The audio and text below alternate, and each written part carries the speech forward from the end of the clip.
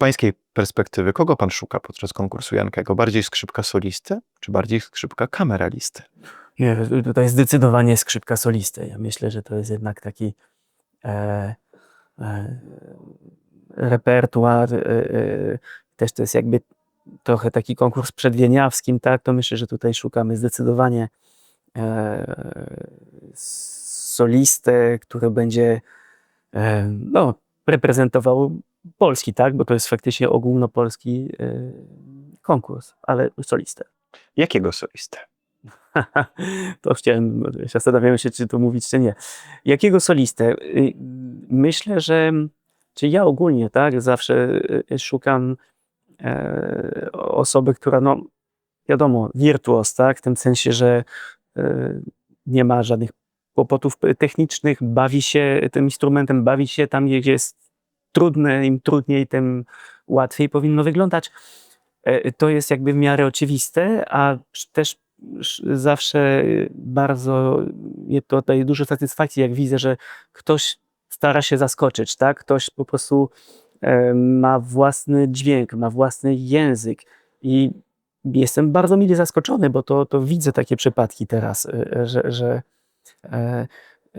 też nie wiem, czy to jest taka nowa moda, bo moda tak ma to do siebie, że to jest sinusoida, tak? Ona schodzi i wraca, ale właśnie dużo widzę takich staroszkolnych smaczków, widzę to więcej niż 10 lat temu zdecydowanie. To bardzo mnie to cieszy i też widzę taki miks trochę z takim sposobem grania, może bardziej współczesny. Jest to bardzo interesujące, bardzo. Powiedział pan staroszkolne smaczki. Rozumiem, że sporo tradycji wraca do współczesnej sztuki wykonawstwa, przynajmniej jeżeli chodzi o konkurs, który aktualnie pan obserwuje. Tak, bo to jest trochę to jest tak, że zawsze się gardzi, tak, tą po prostu to, co przodkowie robili, grali, ale właśnie tutaj powiedziałbym i rodzaj dźwięku, i jakieś właśnie portamenta, glissanda, tak, ja wiem, możemy to nazywać różnie.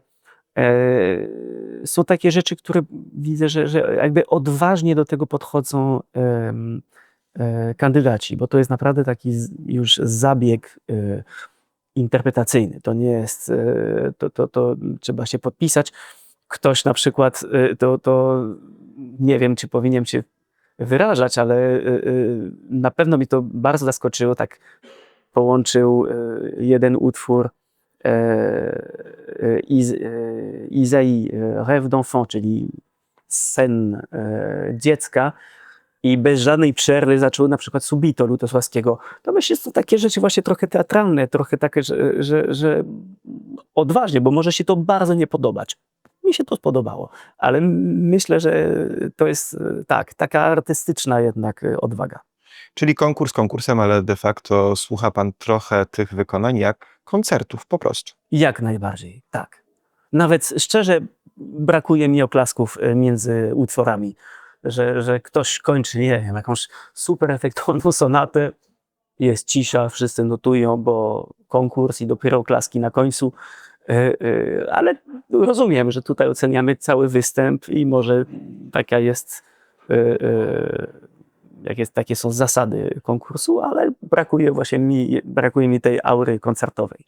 Wspomniał pan o odwadze tych młodych artystów. Zastanawiam się, czy pan ma poczucie, że dokonuje pan odważnych ocen, czy raczej stara się być pan nieco bardziej powściągliwy, jeżeli chodzi o stawianie punktów? Nie, odważne oceny to jest dobre pytanie w sumie. Myślę, że odwaga jest może moja, tak, że doceniam odwagi, tak? Czyli po prostu może coś wychodzić, nie wychodzić. No tutaj naprawdę mówimy o już tym drugim etapie, poziom był bardzo wysoki.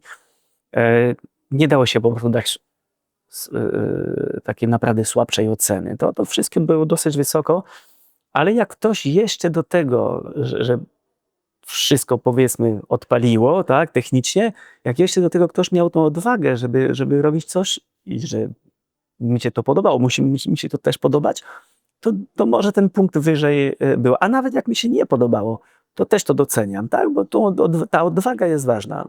podoba się albo nie, to już to jest inna sprawa. Nie brakuje panu trochę w repertuarze tegorocznego konkursu, to znaczy w repertuarze skrzypków, którzy biorą w nim udział, Bacha, Mozarta? Szczerze mówiąc nie, bo e, od Bacha jest mało ludzi, którzy po prostu to zagrają naprawdę przekonująco. I trzeba im to zostawić, a może nie zrobić z tego po prostu taki... Bo zawsze jest ten problem, jak będziemy oceniać Bacha? No ktoś po prostu, kto po prostu gra romantycznie, no się pomylił epoki, ale świetnie gra, nawet i wzruszająco. Jak to oceniać? Ja myślę, że mi to absolutnie nie brakuje. Na koniec zatem, no właśnie, pytanie dyżurne. Czego życzyłby pan temu, kto zwycięży tegoroczny konkurs imienia Zdzisława Jankego?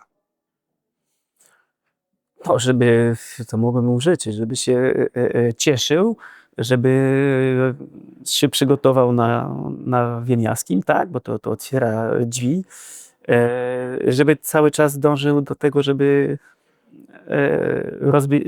no już tak skrzypcowo to nie będą się bardzo rozwijać te osoby, już są świetnymi skrzypkami. Tylko mogę życzyć, żeby po prostu właśnie mieli jak najwięcej, żeby rozwijali kreatywność, tą odwagę, żeby po prostu coś zaproponować nowego. To jest to wyzwanie, myślę, w ogóle dla naszego stulecia, tak? Że już trochę wszystko już zostało napisane, zrobione, nagrane, może ja to widzę trochę jak taki zastój trochę w naszej sztuce, chociaż wszystko jest na bardzo wysokim poziomie. Ale myślę, że może ktoś jeszcze otworzy kiedyś drzwi do takiego kolejnego, nie wiem, renesansu, tak? Czy skrzypiec, może to będzie inny instrument, może to nie będą już skrzypce, może to będzie jakieś inne pudło, inne struny, ale myślę, że to powinno jeszcze iść do przodu. I to od tego jest młodzież. Także tyle życzę.